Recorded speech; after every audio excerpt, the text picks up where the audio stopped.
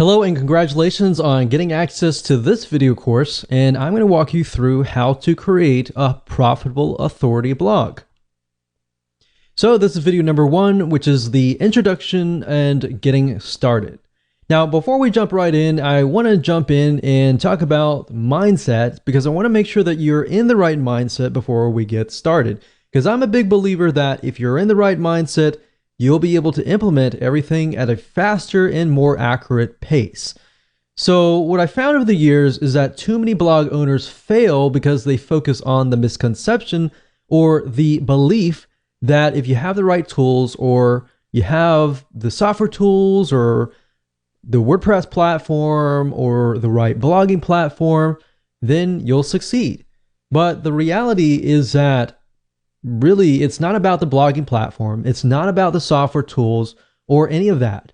What really it's about is figuring out what your strategy is if your niche that you're going to go into is going to be profitable or not. That's really what it's all about. So the secret is to start with a niche that you are truly an authority in.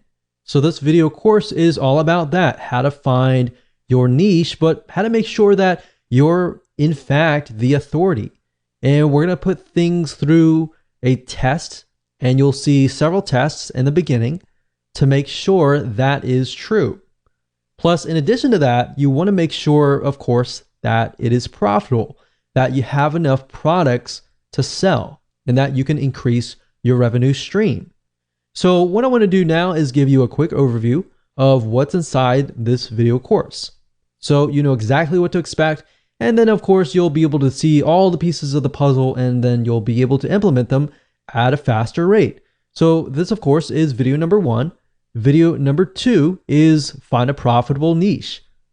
So we're going to do some brainstorming. And video number 3, we're going to do the longevity test to make sure that that niche can last a long time, for decades, literally. And video number 4, we're going to talk about the authority test to make sure that you are indeed the authority. How do you know? We'll ask some questions that you can answer. We'll put you through some tests to make sure that is the case. And of course, number 5 is going to be the competition test to make sure that you have enough competition. And video number 6, we're going to talk about the product test to make sure that everything is going to be profitable for you in the long run. Because the worst case scenario is you jump into a niche that has a high demand, but it's not necessarily profitable. And of course, video number 7, we're going to talk about topic generation. So we're going to take the niche that you decided upon, and I'm going to show you how to use free tools to gather intelligence to figure out what actual topics are in demand. Because it's easy to create topics out of our head, and that's great. And some of those might be high in demand, but we can verify these with actual tools online. And video number 8, we're going to talk about blog post creation. Video number 9, we're then going to talk about blogging platforms. So if you notice, a lot of videos 1 through 8 is all about strategy, planning, getting it right. And once you do that, then you can move on to setting up your blog. Then you can think about the software tools and all of that. All right. So with that said, let's move on to video number 2. Welcome back. This is video number 2, and we're going to talk about how you can find a profitable niche that you are an authority around. And as we're thinking about that, I want to ask you a question, which is, what are you interested in? What are you passionate in? And I want you to keep that question in your mind. And the reason being is because I want to address an issue. And the issue is that many people tend to choose niches based on profitability. And that's the wrong way. Here's what you should look for. You should look for something that you're interested in, because if you look at the profitability or the money first, you will fail eventually, because you will eventually run into a roadblock and you will get overwhelmed. It'll be boring and you'll have no interest in it to continue. And another thing is you won't look like you really know what you're talking about. So start with your passion. And the great thing about that is that people will trust you. They will begin to see that you're passionate about it. Have you ever been to maybe a blog or a webinar or something of other, and you have noticed that the speaker is not passionate whatsoever? They just feel like they're there because they're there. Does that really make you want to trust them? If they are not really passionate, that you can tell that they don't really know what they're talking about, but they're just trying to get by. That probably turns you off, right? Well, same goes here. You don't want to portray that in any way. What I'm trying to get here is that you want to portray yourself as the expert. And to do that, you need to be passionate about the niche. So over time, like I said, things will get boring and you will lose sight. And once you've lost sight, that is the beginning of failure. So what I'm trying to do is I'm trying to set you up for success. Now, here's an example here. A while ago, I considered a niche called scrapbooking. I had zero interest in it, but I did this because I was trying to follow the money. What happened was it flopped. It died. So what I realized over the last decade was what gets you over the roadblock is being passionate about the niche. So here's my recommendation to you, and I want you to take this exercise and just go ahead. Step one, just pull out a pen and paper, pause the video if you want to, and just sit down and just begin to jot down all of your hobbies, things that you've invested money into, things that you've been passionate about. Maybe it's something that your family's passionate about. Think about all the pains that you've been through or your loved ones have been through, and jot those down as well. Because let's be honest, if it's a pain, you've probably done enough research about it to know the advantages and disadvantages of certain solutions and all of that. So let's say, for example, you have had a kidney stone. If that's the case, then you passed it without needing surgery, then somebody else out there is probably going to want to learn from you, right? So you have some sort of experience in it. You felt the pain, you felt the suffering, you've been through and done that. So you can relate to the people that are going through it. So basically think of things that you're passionate about. And if you want to pause this video and just go ahead and do that, that's fine. After you've done that, step number 2 is now, out of these that you have written down, I want you to pick and choose the ones that you're extremely passionate about. Now, hold on to this because in the next video, we're actually going to discuss how to ensure that you can make sure that you can do this for the long term and that this passes the longevity test, which is the next video. Hello and welcome to video number 3, and we're going to talk about the longevity test. So here's a quick and easy short test that you can utilize to figure out if you're really passionate about the niche in the long term. Because you might be okay right now, but we really want to know if it's going to last for a decade or more. So in the previous video, you created many different topics and then you chose one.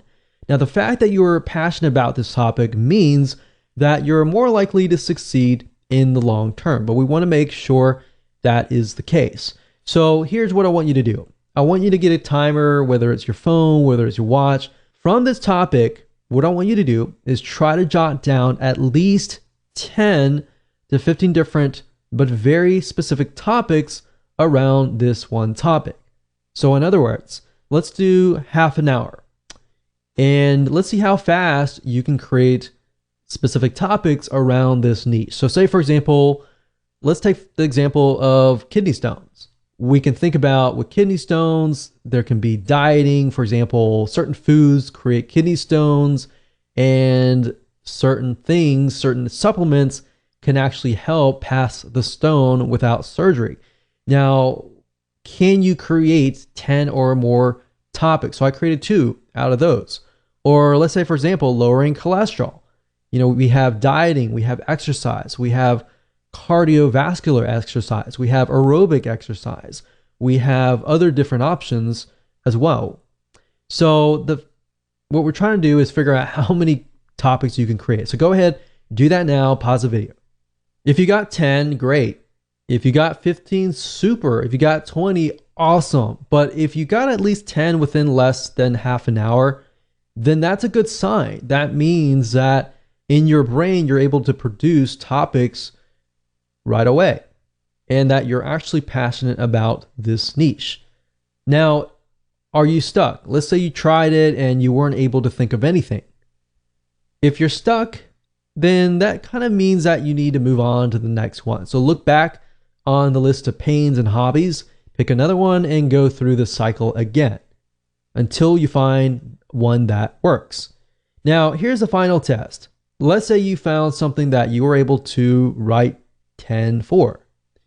Is this something that you would feel comfortable writing day in and day out? Is this something that you're willing to get educated about and increase your knowledge about, read books about from other experts, talk to other people about, surround yourself with people who enjoy this topic, and would you be happy with all of that? If you said yes to all of these questions, then this might be a good topic of choice. So that brings us to the authority test next. Hello and welcome back to video number 4. This is the authority test. When it comes to being authority, you always want to be one step or one level ahead of your audience. What do I mean by that? I mean, if your audience are newbies, you want to make sure that you are at least in the intermediate level. Or if your audience are intermediates, then you need to make sure that you are an expert in that niche.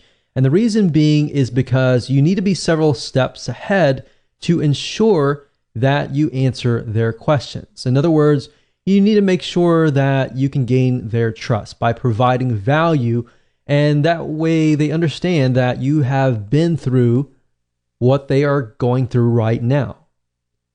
Because if you're going through what they're going through right now, they might see you as the same level as them. They don't really see you as the authority. They see you as maybe somebody who's a friend or somebody who understands what they're going through, but not yet has encountered the future. See what I mean by that? You have encountered the future, and therefore you can give them advice and tips to help them. So people want to know essentially if you are ahead of them, because basically the reality is if you do not know what you're talking about, people can see right through you.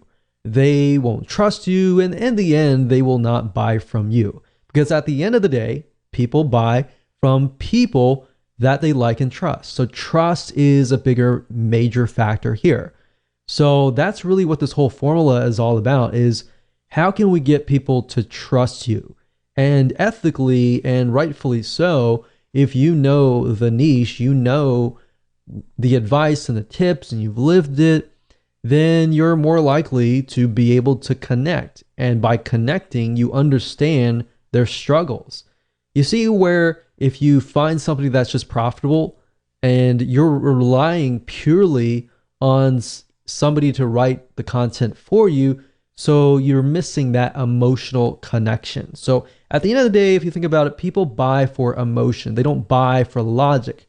They justify their purchases with logic. All right. So with that said, if you're one step ahead of everybody else, great. If you're not, it might be something to think about. With that said, let's move on to video number 5.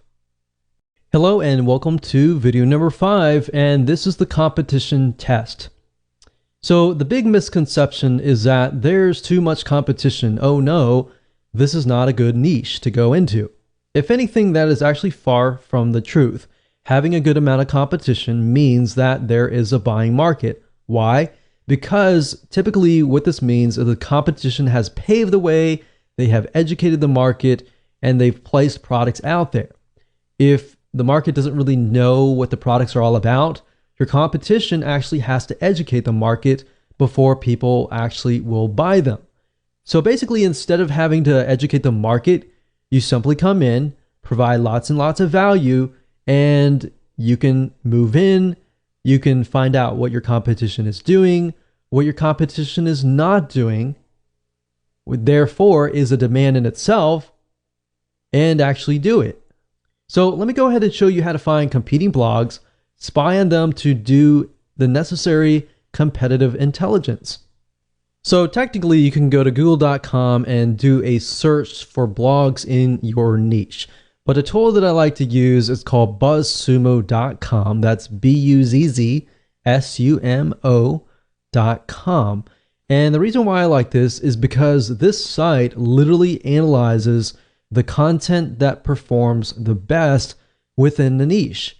So this really is going to help shortcut things for you. So if I go here and I type in, let's say for example, lower cholesterol, let's see what we get. Now, one thing to note is that BuzzSumo, it is a paid tool, but it will allow you to do some free searches as well. So if you want to pay for it later, that's fine if you get really serious. But for now, as starting out, you don't really need to pay for it.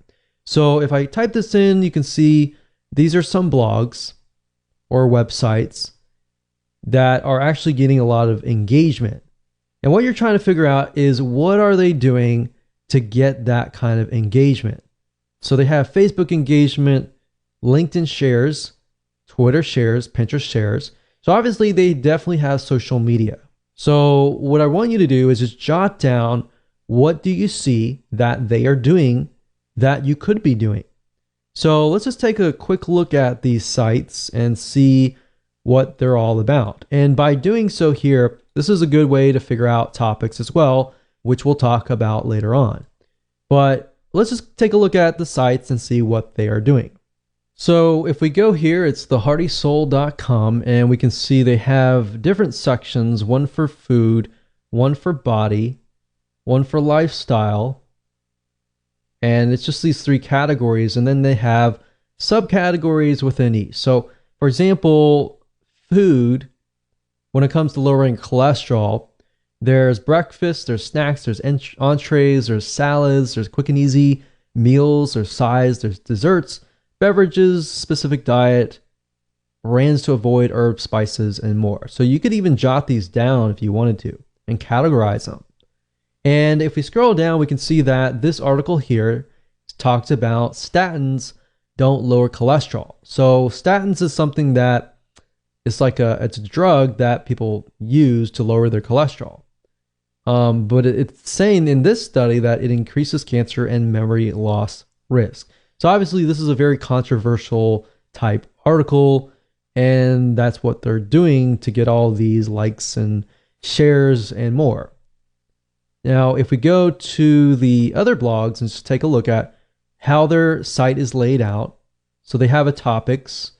It looks like they have very, very general. It's not necessarily related to health, but they do have one section related to health. But this looks like it's just an article. But you can see the length of the article is actually quite long. It's a good, decent size article, maybe about 700. No, it looks more like 1,000 words.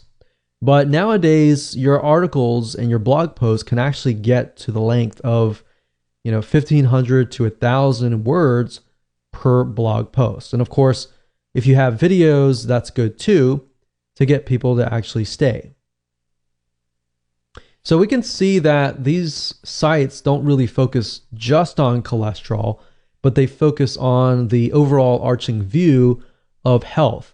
Now, what this allows you to do is this allows you to create a profitable authority blog based upon a very, very specific niche. If you focus only on, let's say, lowering cholesterol or how to pass a kidney stone without surgery, then that might actually allow you to convert more sales because the person that you are attracting is more likely to be in that mindset, right? So for example, if somebody comes to this blog, they might be interested in lowering their cholesterol, of course, because of lifestyle, but they might be coming here because they're interested in relationships.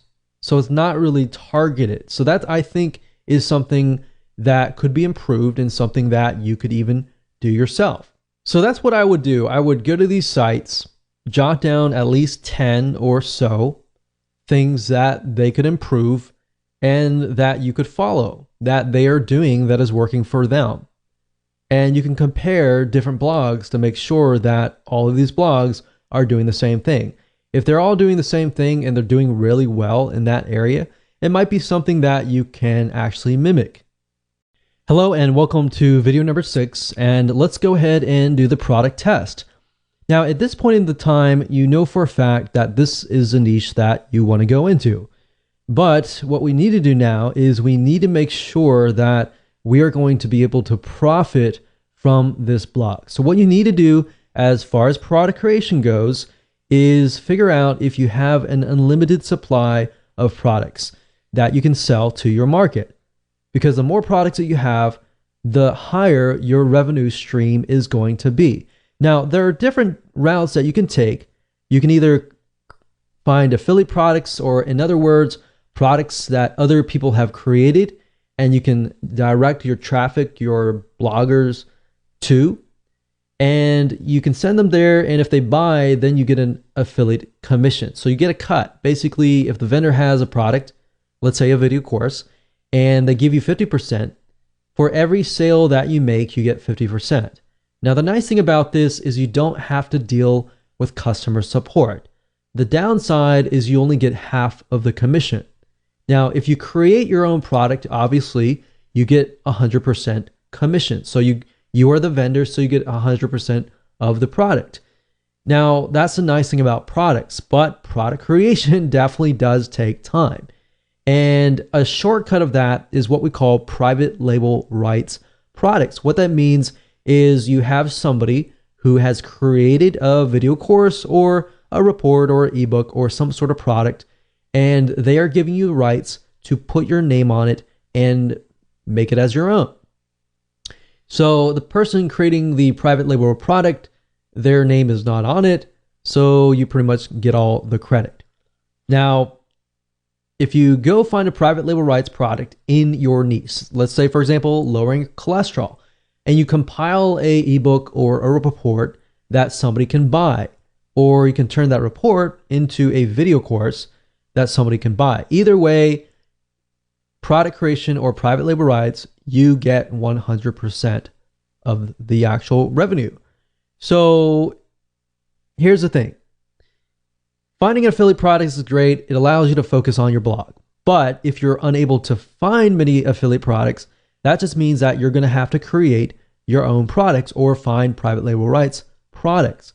But I want you to understand that at the end of the day, the more products you create, the more you actually control yourself. So you actually own these products. And if you have 5 different products, you can cross-sell them. If somebody buys product 1, you're more likely to present them with product 2, 3, 4, 5. And if they like you, and if they like your products, they're more likely to buy the other products. And that's the beauty of this, is you can pretty much do however you wish if you own the product. So what I want to do now is just head on over to Google. I'm going to show you real quick how to find products that you can sell if it's an affiliate product, or if you want a private label rights shortcut. So this is going to be a quick and easy exercise. Simply go to google.com, and then of course in the search box type in private label rights, and then place the next word to be your niche. So in this case, if that's lower cholesterol, let's see what we get. So you're going to see PLR or private label rights. You can do a search for PLR as well. Same thing, same acronym. And you can see that, this is $3.49. It's 30 days to lower cholesterol, PLR ebook. And you want to make sure that you see what's inside the ebook. Now, I can't say for everything. Some ebooks are created with tons and tons of high quality, and some are created and they're not really good quality. So you really have to pick and choose. I mean, it's not really expensive. So at the end of the day, you can look at it, and if it's great, if it needs to be rewritten, you can hire an article writer to do a total rewrite of it. Or another thing you can do is you can head on over to upwork.com or fiverr.com, which is fiverr.com, and find somebody to turn these articles into videos, which is something that most people don't do, but that's an extra step that you can take that really adds a lot more value. Now, aside from private label rights, finding affiliate products or products that have vendors who have created a product that you can promote to get an affiliate commission, you go to clickbank.com and you click on their affiliate marketplace and you type in a keyword here. So let's say cholesterol and see what we get. So out of this, we can see there's 122 products, which is a good thing. That means that we have enough products that we could potentially sell. And as you can see here, the initial sell is $24.45, and that means that you're going to get that amount of money. And some of these have rebill. So some of these have recurring membership sites attached to it. So if you sell it once, you can get paid over and over again over the course of a few months. So what we're trying to do is we're trying to just glance really quick. You don't have to buy anything right now. Just kind of get an idea. Is there actually affiliate products out there that we can sell and promote and get a commission? And we can see that there is indeed 122. All right. So another thing you can do is you can go to Google and we can say lower cholesterol or just cholesterol affiliate program and see what kind of affiliate programs are out there for products that are helping people lower cholesterol. And you would simply go here, you would take a look at it.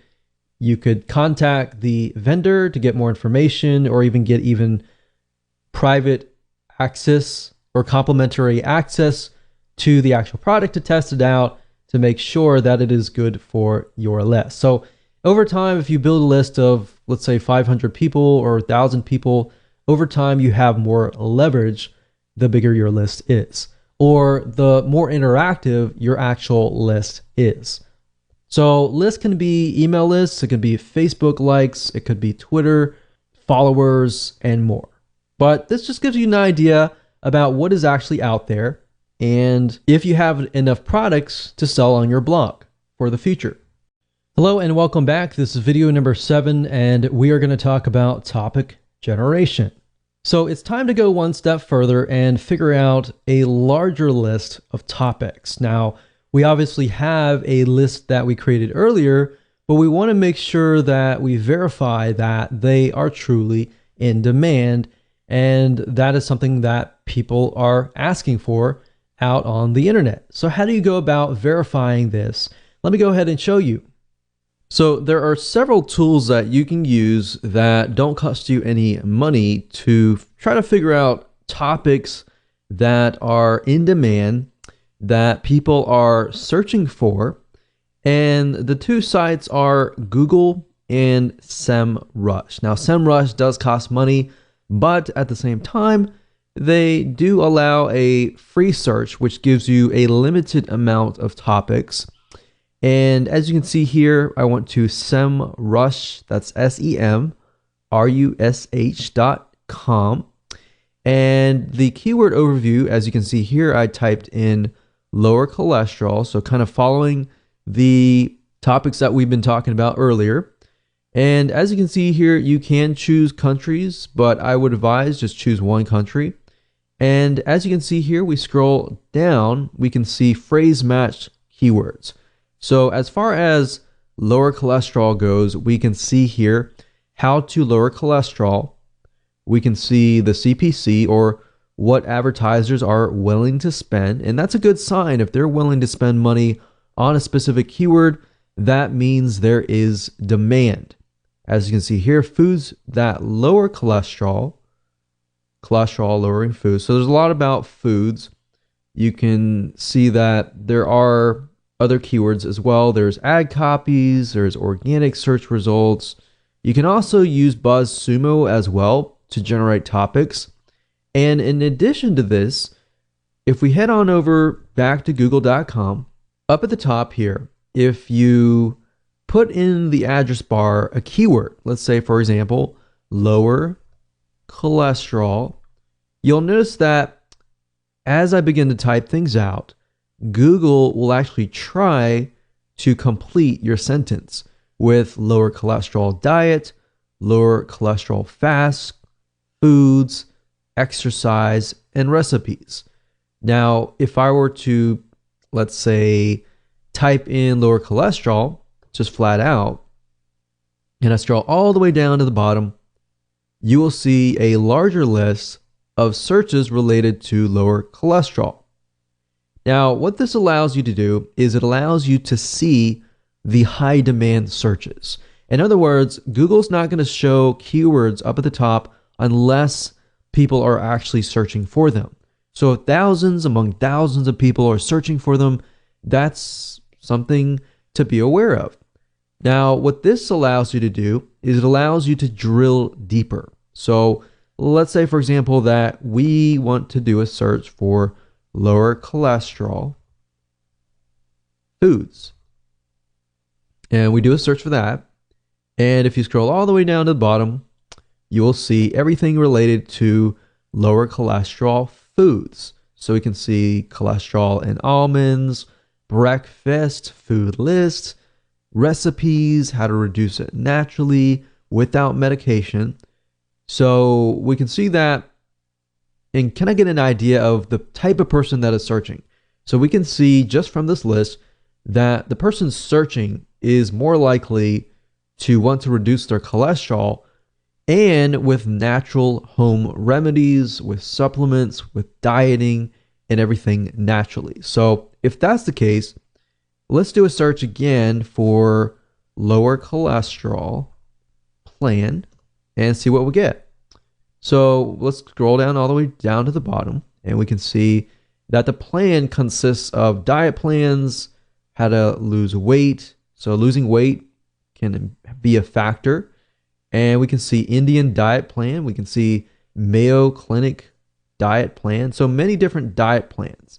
So what this allows us to see is allows us to see the overall general idea, which is lower cholesterol. And within that, we can see that there's things like dieting. So let's just create a notepad here. So lower cholesterol.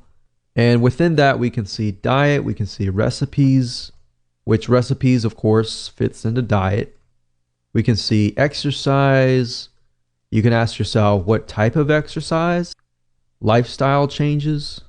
What type of lifestyle changes? So as you're beginning to type these out, ask yourself questions that other people would ask, like what type, or what if, or why, or how, or when. So who, what, when, where, how kind of thing. So that way you can expand upon not just the general niche and the sub niche, but you can expand upon that. So you could see this diet and recipes could become one whole vertical of just topics, tons and tons of different diet plans, tons of different recipes, different types of exercises. We have, swimming, we have cardiovascular, aerobic type exercises, running, how long. And as you can see here, you can really dig deeper and deeper and deeper. So I would say just using Google itself allows you to really dig deeper, but utilizing other tools like SEMrush or BuzzSumo, or even going after the paid versions of these apps and digging up actual data that says, okay, this keyword is getting a $3 CPC, which means for every click somebody gets, they're actually paying about $3 cost per click. All right. So that's basically all you need to do right now is just do a little brainstorming, do a little researching, and create a list of topics that Google has proven to you that it is in demand. All right. So with that said, let's move on to the next video. Hello and welcome to video number 8. And let's talk about blog creation. How do you go about creating the blog posts now that you have a list of different topics that you might want to create? Should you use videos, or should you use articles, or how long should they be? Now, if you took a look at the BuzzSumo examples in the previous videos, you notice that the articles were pretty long. They were about 1,000 to about 1,500 words for an article. And that's pretty much standard nowadays. But if you can get to a point where it's like 2,000 articles and you have a video, that actually will keep the retention rate of somebody who lands on your blog. So that's the recommended thing to do, is to create an article, and you can outsource this if you want, but I would recommend you actually try to create the blog outline yourself, because if you're passionate about it, it's going to be easier. And one little tip that I have to say to speed up the process is be using something like your iPhone. So like an iPhone, it has something called Siri, and Siri allows you to voice your thoughts on your notepad, and you're able to create an article at a really, really fast rate. Now, obviously, grammatically, everything might be incorrect, but what you can do is you can do that on your iPhone or your smartphone, or even Dragon Naturally Speaking, to create the article, and then you can send it to a proofreader. I create the articles and then I send it to the proofreader, because that allows me to be creative, that allows me to just push it all out, and then it allows somebody else to do the grammatical checking and the spelling and all that to make sure that it actually flows. Now, once you're done with that, what you can do next is you can head on over to places like Fiverr.com, Fiverr.com, and you can hire people to actually read your article and get them to turn it into a video. So essentially what you're doing is the video is the same as the article. And what you can do is you can add images, and that way you appeal to the visual audiences, the kinesthetic, and the auditory learners. There's 3 types of people and 3 different types of learning. So that's what I recommend to you. Now, as far as what the blog post should be about, well, I'm going to show you what we call the backward blog creation strategy. And I'm actually going to take an example. I'm going to show you how to write the article, or at least outline it to the point that you can do it all in less than 5 minutes. All right, so let me go ahead and show you that right now. Okay, so the reason why I call this the backward blog post strategy is because what we're doing is we're moving backwards, if that makes sense. And it'll make more sense once we dive right in. But as you can see here, what you're trying to do is you're trying to find an already proven blog post. We're not plagiarizing, we're not copying anything, and just want to get that out of the way. But what we're trying to do is we're looking at what is proven and extracting from that and making it more specific, making it more unique, and making it better, essentially. So we find that proven blog post, and then what we do is we can break it up. So this one proven blog post could essentially become 10 or 15 or 20 even smaller blog posts that are actually more specific. So let me show you this in action. This is super, super easy to do. We're not plagiarizing by any means, so I just want to make sure we understand that and that is clear. So let's move on and let's talk about lowering cholesterol again. So lower cholesterol foods. You notice that in the previous search that we noticed that a lot of foods, a lot of natural remedies. So let's kind of focus on that, because that seems to be what people are searching for. So let's just type in lower cholesterol foods and see what we get. So if we scroll down, we can see top 12 foods that lower cholesterol. And you'll notice this, a lot of articles are moving more towards 12 things or top 10 things that lower your cholesterol, or top 10 different types of cardiovascular exercises that allow you to lower your cholesterol, or even top 10 foods that you can still eat that are tasty that can lower your cholesterol. So let's just click through here. We'll click this one here, and let's just start from there. So as you can see here, it says 12 foods that lower cholesterol naturally. Now, if we take a look here, we can see that it lists different types of foods. So different categories of foods, like oats, we have red wine, we have salmon and fish, we have nuts. Now, we can see that while this is great and all, we can go more specific. So the question is, how do you go more specific? Because obviously the more specific it is, the more interesting it is sometimes, but at the same time, a lot of times, it'll actually boost your authority simply because people feel like, okay, you've actually focused in on very, very specific details.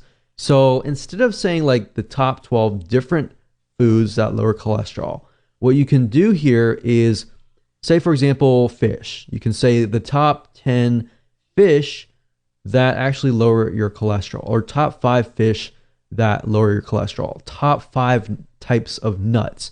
Because as you can see here, there are many different types of nuts. There's our pistachios, for example, that can help lower cholesterol. And there are many other types like almonds that can help as well. So try to go through here and just break it down. So let's just go here and we can see here that it's talking about nuts, oats, red wine, salmon or fish, nuts, and let's scroll down and see what else. So we can see teas, we have beans, we have chocolate, we have margarine, and we have garlic and olive oil.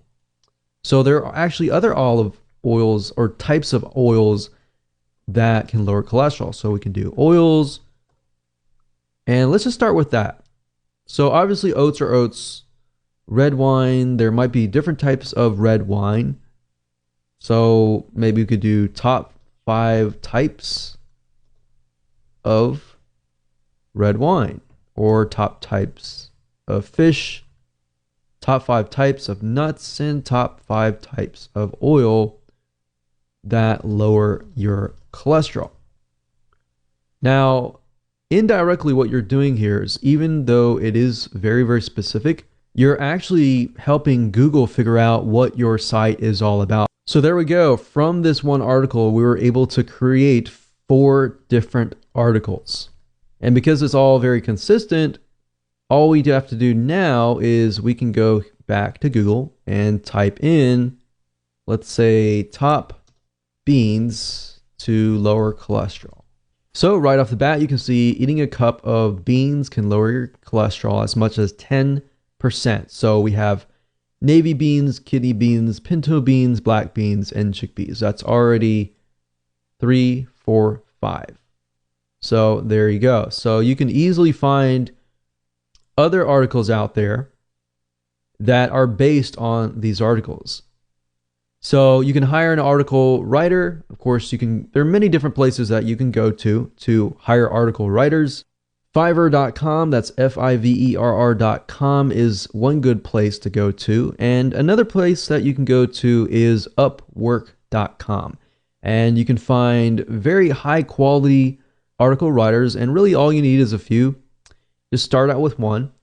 And then, of course, as you expand, you can hire a few more. But what I like to do is I like to hire a couple first and see which ones I like, the writing style and how well they work with you.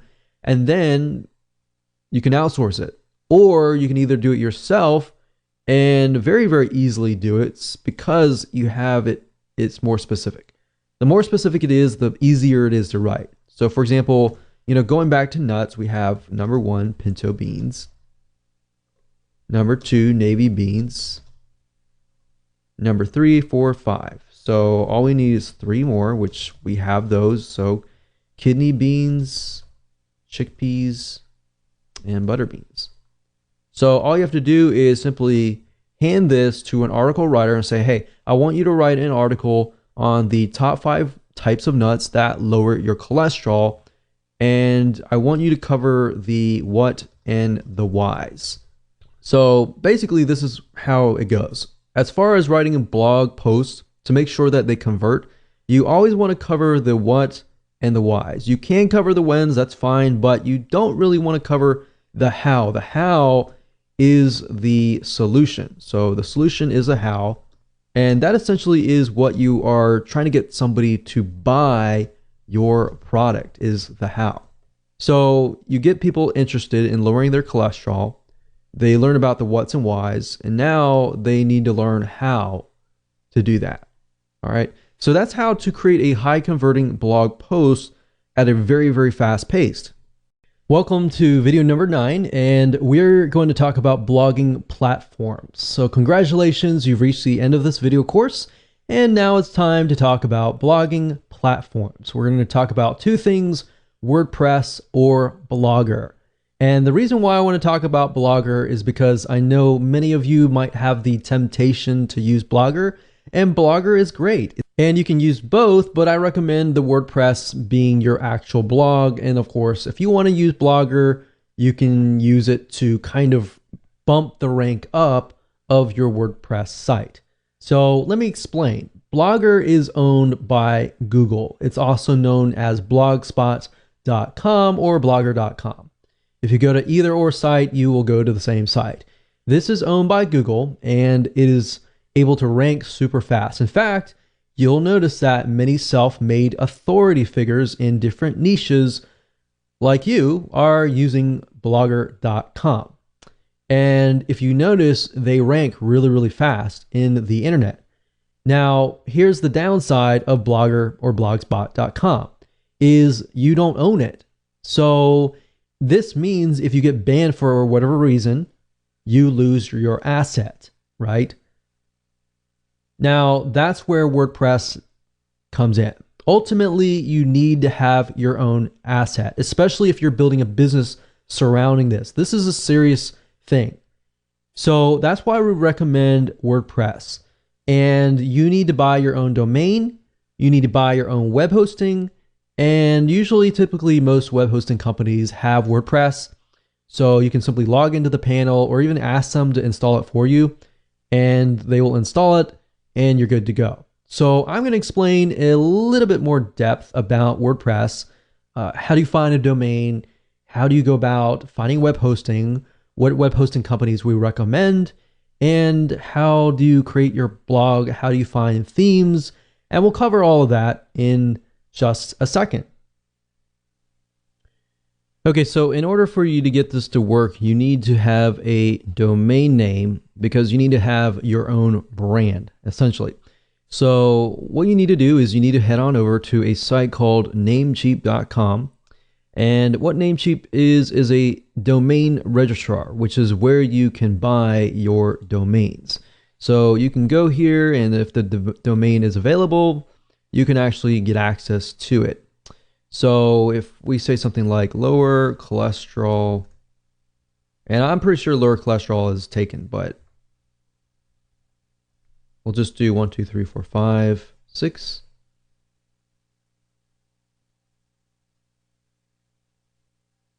And we can see whether or not it is available. And I'm pretty sure it is just because it puts the numbers in it, but I don't recommend you do that. I just recommend that you find whatever domain that is great for you, and then of course add it to your cart, buy it, and you're good to go. So you pretty much have completed the domain part. Now you have to get web hosting. So essentially the way it works is this. If we go back over here, you need two things. You need a domain name, which is kind of like an address, and then of course you need to have web hosting. So if you think about it, a house or apartment, you always have an address, right? And of course the address points to a house.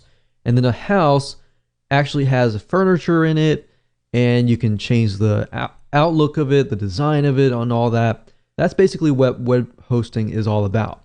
So what you need to do now is you need to find a web hosting company that specializes in WordPress, because you're going to be using WordPress.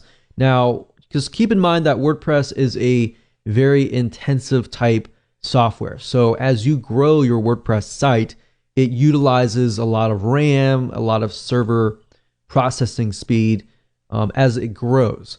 So that's just something to keep in mind. So what I recommend that you do, you can either go to Google and you type in top WordPress hosting companies and go from there, or you can specifically use the ones that I'm about to talk to you about. There's one site called knownhost.com. We've used them. They have one of the best customer supports as of now, and they're very, very fast. The one good thing about web hosting companies is, as far as trying to figure out whether or not they are good or not, is to figure out how fast their support really is. if you email them, and you might want to test it out, if you contact them and they take hours and hours to get back to you, move on to the next place, because that's a good sign to figure out whether or not, that's a good hosting company. But we've tested this particular host and we found that they're really good. So what you want to do is you can head on over to here, and what you're looking for with WordPress type web hosting is SSD. So any type of SSD is going to be really fast. So you can pick the $25 per month plan, for example, and this is going to be reliable because this is a reliable host. You always want to choose a reliable host. The next host that's good for web hosting for WordPress is a2hosting.com. And if you go here, you look for the cloud hosting, or you can look for the shared hosting. So if you click on cloud hosting, you can go through and purchase whatever you need. Typically what you can do is you can start out with the very basic plan, and then of course move up from there. So as you can see, A2 hosting uses SSD, which is what you want. If you see any hosting that is using something like HDD, which is a regular hard drive, then you might want to pass. So for example, there are a lot of web hosting companies out there. HostGator also provides WordPress hosting. I cannot recommend HostGator. Have not really had the greatest experience with them. But knownhost.com is a great web hosting company that we have tested, and it has been tried and true. So once you've gotten your domain and your web hosting, the web hosting company will provide you with information on how to connect the two. So they will provide you with that, and if you have any problems with that, you can talk to them about that. So basically, I can tell you for a fact, KnownHost utilizes what we call cPanel. So they're going to give you access to a cPanel, which then you can log in, and of course, they will give you access to what we call Softaculas. So what you do is you click on WordPress here, and this is basically an app installer. So instead of having to go to WordPress.org and install the 5-minute installation file, which really isn't 5 minutes, by the way, it's more like maybe 10 or 15 minutes or even more, depending on your expertise. So that's why I find this route is just a lot easier, because with this Softaculas, all you have to do is simply go down, click install now, and you fill in the details, and within less than 3 steps, you have installed WordPress. So up at the top, if you scroll down, you're going to see the in directory option. What this means is basically if you want your WordPress blog to be installed on www.yourdomain.com, if that is the case, leave this blank. If you want to install the WordPress blog in a subfolder, then that's when you can actually enter a directory here. So if this case, we can just type in test blog, you fill in your site name, your description, and then of course your admin username and password. And then of course you can choose the advanced options, and then you can actually select a theme. So that's the nice thing about this particular app installer, is you can pick one, you can actually scroll through many different themes. And the nice thing about WordPress is you can literally change the whole design with a click of a button. You don't have to redo everything or anything like that. So if I want to go with this one, I can click select and click install. And literally within less than a minute or a couple minutes, we are good to go. That's it. And of course, if we go to the actual blog itself, we can see the actual blog has been created.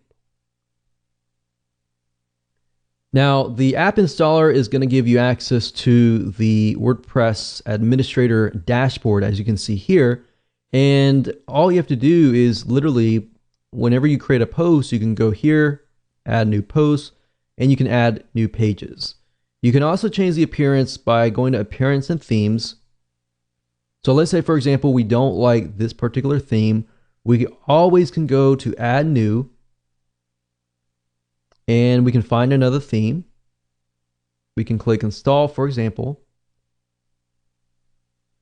and it's installed. We can activate it.